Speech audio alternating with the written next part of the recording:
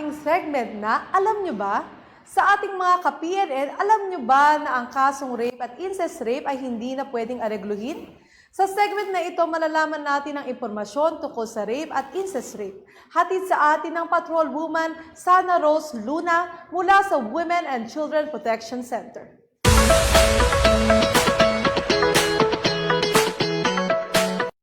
Kamakailan lang ay nag-anunsyo si Justice Secretary na si Jesus Crispin Remulla na hindi na pwedeng aregluhin ang mga kaso ng incestuous rape. Kasunod nito ay ang kasunduan ng Korte Suprema patungkol dito. Ano nga ba ang rape at incest rape at bakit nga ba hindi na ito pinapayagang maareglo? Ang rape o panggagahasa ay isang uri ng sexual na panlulusob na karaniwang pagtatalik o iba pang gawaing penetrasyong sexual ang sinimulan laban sa isa o higit pang individual na walang pahintulot.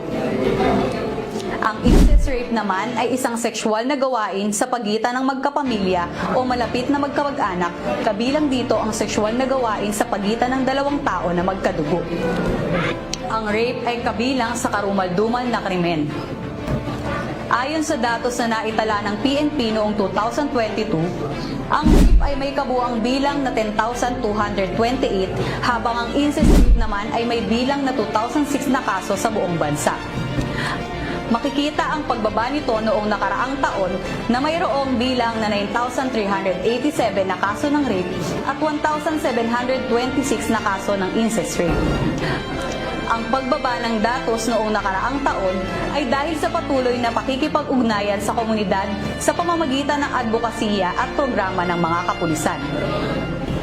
Ito ay may kaparusahang reklusyon perpetua o habang buhay na pagkakakulong sa sino mang mapatunayang nagkasala. Ito ay isang paalala na dapat mas maalagaan at maprotektahan natin ang ating mga kapamilya, lalo na ang mga bata.